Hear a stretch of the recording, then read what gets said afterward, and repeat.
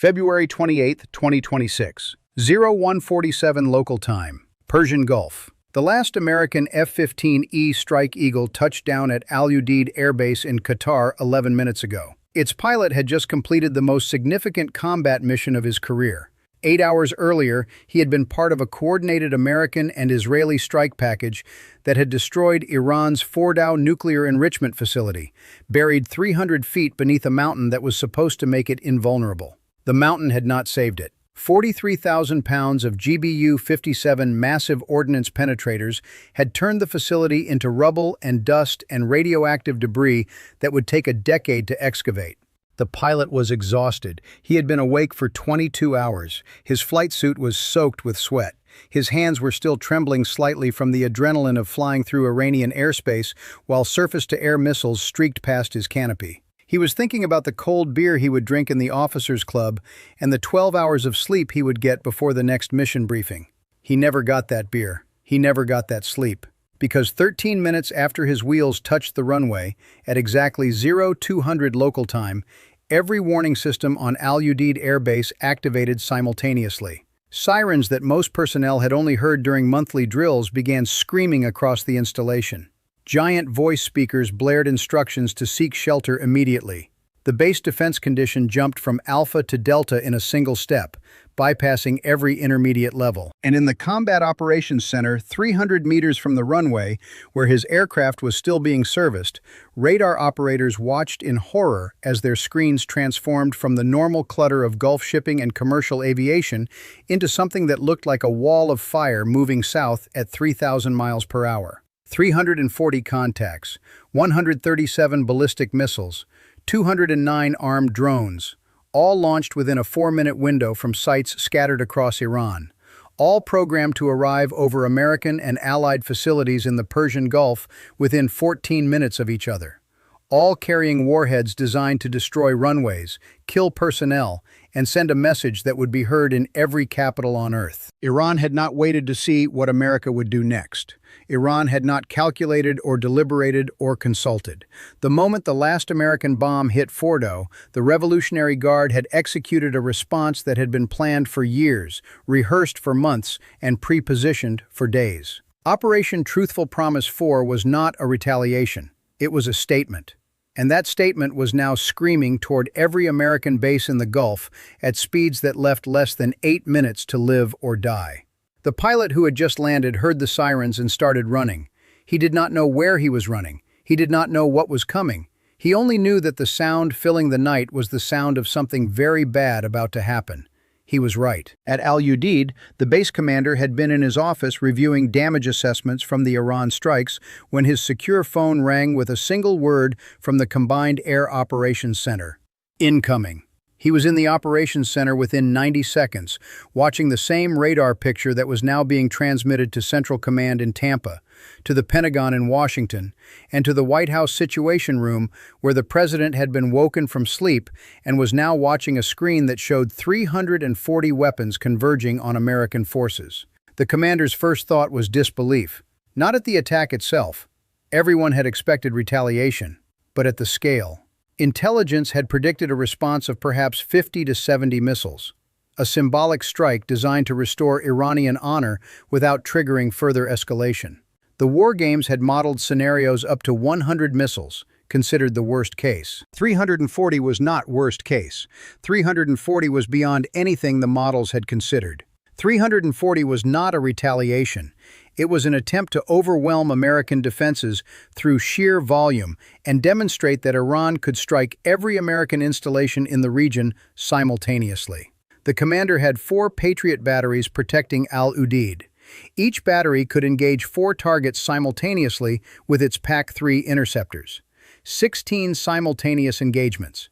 The engagement cycle for each target was approximately 20 seconds. In the 8 minutes remaining before the first missiles arrived, his batteries could theoretically engage and destroy approximately 120 targets. The radar showed 142 missiles and drones targeted at Al Udeid alone. The math was simple and brutal. At least 22 weapons would get through. Not might get through, would get through. Mathematical certainty based on the physics of interception and the arithmetic of saturation. The only variables were which weapons would get through, where they would hit, and how many of his people would die. He gave the order that every commander dreads: all batteries weapons free, engage all hostile contacts, all personnel to hardened shelters, all aircraft disperse or shelter in place. The base that had been celebrating successful strikes on Iran was now fighting for its survival. At 0204, the first Patriot missiles launched. The night sky over Qatar lit up with rocket exhaust as interceptors roared off their rails and climbed toward targets still 50 miles away and 40,000 feet above the desert.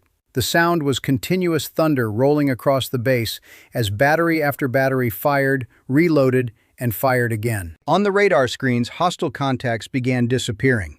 The Patriots were finding their targets, matching trajectories, and colliding with Iranian warheads at combined speeds exceeding 12,000 miles per hour. Each successful intercept produced a flash visible from the ground and a debris field that scattered across miles of sky. But for every contact that disappeared, another kept coming.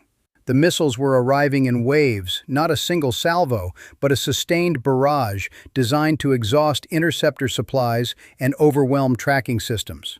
The first wave of 42 missiles was engaged and 38 were destroyed. 4 continued inbound. The second wave arrived 90 seconds later, 53 missiles. The batteries were reloading. Only 12 interceptors were ready to fire. 12 missiles destroyed. 41 continued inbound. The base defense systems engaged the leakers. Avenger mobile launchers firing Stinger missiles at targets now below 20,000 feet. The newly installed directed energy weapons, laser systems that had been deployed only 6 months earlier, began tracking and burning drones that were approaching at low altitude behind the missile barrage. At 0209, the first impact occurred. A ballistic missile warhead that had survived 3 interception attempts struck the northern perimeter of Udeid and detonated in an empty staging area used for vehicle maintenance. The explosion crater was 60 feet wide and 20 feet deep. Debris was scattered across a quarter-mile radius. No casualties. The area had been evacuated 4 minutes earlier. The second impact was worse. A missile struck a fuel storage facility on the eastern side of the base. The warhead detonated among above-ground tanks containing 3 million gallons of jet fuel. The explosion was visible from 30 miles away. A mushroom cloud of burning fuel rose 500 feet into the night sky. Secondary explosions followed as tank after tank ruptured from the heat. 3 airmen who had been running toward a shelter were caught in the open when the fuel farm exploded. They were killed instantly by the blast wave. 17 more personnel were injured by debris and burns. The fire would burn for 9 hours and consume fuel reserves that would take weeks to replace. The third impact hit a maintenance hangar. The fourth hit a parking apron and destroyed 2 C-17 transport aircraft on the ground. The fifth, sixth, and seventh impacts were scattered across the base, hitting buildings, roads, and equipment, but causing no additional casualties because personnel had reached shelters. By 0214, 14 minutes after the first launch detection, the barrage at Udeid was over. 42 missiles and drones had been targeted at the base, 35 had been intercepted, 7 had hit. 3 Americans were dead, 29 were wounded, 2 aircraft were destroyed. Critical fuel storage was gone, but the runways were intact. The command facilities were functional. The base remained operational. Udeid had survived. But Udeid was only one target. At the same moment the first missiles were hitting Qatar, naval support activity Bahrain was experiencing its own nightmare. The headquarters of the United States Fifth Fleet, home to the command structure that controlled American naval operations across the Persian Gulf, the Arabian Sea, and the Red Sea, was being targeted by 18 ballistic missiles and 37 armed drones. The Fifth Fleet commander was in the operations center when the attack began. He had been monitoring the return of naval aircraft from the Iran strikes and coordinating with Central Command on the next phase of operations. When the warning came, he had less than 6 minutes to prepare his installation for an attack that had already been launched. Bahrain's defenses were layered, but not as robust as Qatar's. The island nation hosted American Patriot batteries and was covered by the Aegis destroyers operating in the Gulf, but it was also smaller and more densely populated. Missiles that missed military targets would hit civilian areas. Debris from successful intercepts would fall on neighborhoods. The Aegis destroyer USS Laboon, positioned 30 miles north of Bahrain, engaged first. Its SM-3 interceptors were designed for exactly this scenario, destroying ballistic missiles above the atmosphere before they could threaten targets below. The ship fired 11 interceptors in rapid succession and destroyed 9 missiles at altitudes exceeding 60 miles. The remaining 9 missiles continued inbound. The Patriot batteries on Bahrain engaged and destroyed 6. 3 missiles penetrated the defenses. The first struck a warehouse district in the southern industrial zone. The explosion destroyed 4 buildings and killed 2 Bahraini civilians who had not reached shelter. The second struck the water near the causeway connecting Bahrain to Saudi Arabia and detonated harmlessly, sending a geyser of water 200 feet into the air but causing no damage. The third missile was the problem. It struck the perimeter of naval support activity Bahrain itself, detonating against a concrete barrier wall that surrounded the communications facility. The wall did its job, absorbing much of the blast and directing the explosion upward rather than inward. But the shockwave still damaged buildings inside the perimeter. Windows shattered across a 6-block area. 17 American sailors were injured by flying glass and debris. The communications facility itself suffered damage that degraded but did not eliminate its capability. The drones arrived next. 37 Shahed 136 one-way attack drones, slow-moving but numerous and difficult to track against the ground clutter of a densely populated island. Bahraini F-16s intercepted the swarm over the water and shot down 23 with cannon fire. American helicopters from the naval base engaged another 8 with door-mounted machine guns. The remaining 6 drones reached the coastline. 4 were destroyed by ground-based air defenses. 2 got through. 1 struck an empty parking structure near the base and caused only minor damage. The other hit a residential building in Manama, killing 3 Bahraini civilians and injuring 11 more. The images of that destroyed building, of Bahraini rescue workers pulling bodies from the rubble while American military helicopters flew overhead, would circulate on social media within hours and fuel outrage across the Arab world. The United States had brought this war to Bahrain. Bahraini citizens were dying because American forces operated from their soil. The political implications would take months to fully manifest. Kuwait's Ali al-Salem air base faced a smaller but more precisely targeted attack. 6 missiles and 15 drones, all aimed at the fuel storage and aircraft parking areas. The base was home to American A-10 Warthogs, aircraft designed for close air support that had been conducting missions over Iraq and Syria.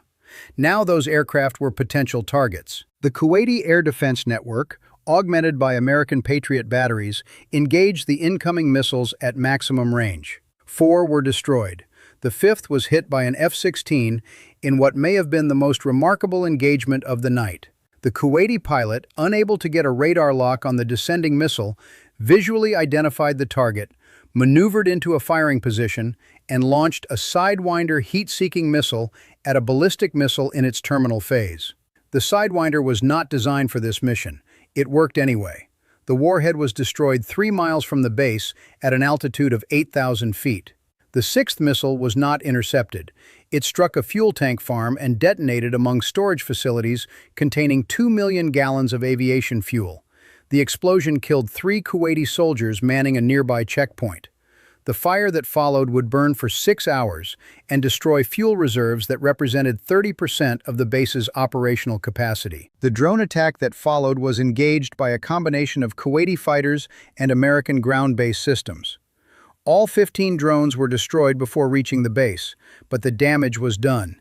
3 dead, 17 wounded, critical infrastructure destroyed, and a political crisis brewing as Kuwaiti officials demanded to know why American operations had brought Iranian missiles down on their territory. But it was the United Arab Emirates that bore the heaviest assault. The UAE hosted 2 major American air bases and had been a staging point for the F-35s and tankers that had supported the strikes on Iran. Iran knew this. Iran responded accordingly. 137 ballistic missiles, the largest single barrage directed at any nation since the Iran-Iraq War. A sustained attack designed not just to hit military targets, but to overwhelm the most sophisticated air defense network in the Middle East, and demonstrate that American presence brought consequences that no host nation could fully protect against. The UAE's defenses responded with everything they had. THAAD interceptors launched first, engaging targets above the atmosphere while they were still 100 miles from Emirati territory. 27 missiles were destroyed in the exo-atmospheric phase. 110 continued inbound. The Patriot batteries engaged next. Dozens of launchers across the Emirates fired continuously for nearly 10 minutes. The sky over Abu Dhabi and Dubai was crisscrossed with missile trails and punctuated by explosions as warheads were destroyed at altitudes ranging from 60,000 feet to 10,000. The engagement rate was extraordinary. 96% of incoming missiles were successfully intercepted. 132 out of 137. A defensive performance that exceeded anything achieved in previous conflicts and validated decades of investment in American missile defense technology. But 5 missiles got through. And in a nation as small and as developed as the UAE, 5 missiles caused damage that would dominate headlines for days. The first struck Abu Dhabi International Airport, detonating in a cargo facility and forcing the airport to close for 14 hours. 1 civilian contractor was killed. Dozens of flights were diverted. The economic impact ran into hundreds of millions of dollars. The second struck Al Dhafra Air Base, hitting a maintenance hangar and damaging 2 F-35 fighters badly enough to require months of repair. The most advanced aircraft in the American inventory, aircraft that cost over $100 million each, were now sitting damaged on a runway while Iranian state television celebrated their destruction. The third, fourth, and fifth impacts were scattered across the Emirates. A desert impact that harmed nothing. A strike on a residential area in Sharjah that killed 2 civilians and injured 9. An impact on a desalination plant near Fujairah that cut water supply to 50,000 residents. The drone attacks that followed were almost completely defeated. 195 of 209 drones were destroyed before reaching land.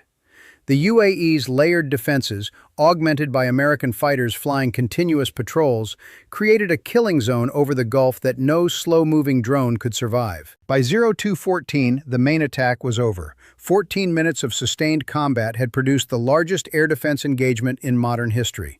340 weapons launched, over 300 interceptors fired, dozens of aircraft engaged in combat, 4 nations under simultaneous attack, 6 dead. Over 100 wounded, billions of dollars in damage, and it was not over. At 02:30, 30 minutes after the initial barrage, Iranian state television broadcast a message that was picked up and translated by intelligence agencies worldwide within minutes. The announcer declared that Operation Truthful Promise 4 was a complete success. All American bases in the Gulf had been hit. The Zionist entity's allies had been punished, and the operation would continue until America understood that aggression would be met with overwhelming response. The threat was not empty. At 02:45, radar operators across the Gulf detected new launches from Iran. 15 more missiles, 20 more drones, smaller numbers, perhaps representing a second echelon of forces or simply the next wave of a sustained campaign. These weapons were engaged with even higher success rates than the first wave because defenses were now fully active and crews were at peak performance. A third wave was detected at 0300, 10 missiles that flew ballistic trajectories and impacted harmlessly in the empty quarter, the vast desert spanning Saudi Arabia and the UAE. Whether this was deliberate targeting, malfunction, or a decision by air defense commanders to conserve interceptors for more threatening targets remained unclear. At 0330, the launches stopped. The skies went quiet. The combat air patrols continued circling but found no new targets. The immediate crisis was over. The sun rose over a Persian Gulf that had been transformed overnight. Smoke plumes were visible from space over Al-Udeid and Ali al-Salem, where fuel fires still burned. Debris fields marked the impact sites across 4 nations. Rescue workers were still searching damaged buildings in Bahrain and the UAE for survivors. The human cost was remarkably low given the scale of the attack. 6 confirmed dead, 3 Americans, 2 Emiratis, 1 Bahraini. Over 100 wounded across all nations. A casualty count that reflected the effectiveness of air defenses, the hardening of military facilities, and the discipline of personnel who had reached shelters in time. But the strategic cost was incalculable. The Gulf states that hosted American forces were now reconsidering the value of that relationship. Kuwait was demanding additional defenses and compensation. Bahrain was asking whether the Fifth Fleet headquarters should relocate. The UAE was conducting a comprehensive review of its defense agreements. And across the region, the perception was spreading that American presence brought American problems. In Washington, the president convened the National Security Council as dawn broke over the East Coast. The question was simple and profound. What do we do now? The strikes on Iran had succeeded in their primary objective. The nuclear facilities were destroyed. Iran's path to a weapon had been set back by years. But the cost of that success was now visible in burning fuel farms and damaged aircraft and dead soldiers, and a regional security architecture that was fraying under the pressure of Iranian retaliation. The options were the same options that always exist after escalation. Escalate further, de-escalate, maintain the current posture. Each option carried risks. Each option had advocates. Each option would shape the conflict for months or years to come. But before any option could be implemented, before the next decision could be made, the immediate reality demanded attention. The bases were still on alert. The defenses were being reloaded. The intelligence community was tracking Iranian missile units for signs of another launch. And every commander in the Gulf was staring at radar screens, waiting for the next wave that everyone knew would come eventually. Because Iran had made one thing clear in the 14 minutes between 0200 and 0214. This was not the end. This was not even the middle. This was the beginning of a phase of conflict that would not end until one side achieved its objectives or until the costs became unbearable. The bases had reached full alert. 340 missiles had been inbound. The defenses had held, mostly. The casualties had been limited, barely. And the Gulf had become a war zone that might remain a war zone for months or years to come. The pilot who had landed at Udeid 13 minutes before the attack never got his beer.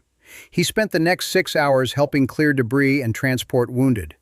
When he finally slept, he dreamed of missiles falling from a sky that never stopped burning. He was not alone. Across the Gulf, thousands of American service members and their allied counterparts were living the same nightmare. Awake, alert, waiting, knowing that the next 14 minutes could come at any moment. 340 weapons, 6 dead, a region transformed, and a war that was only beginning. 0200, February 28, 2026, the night the Gulf caught fire.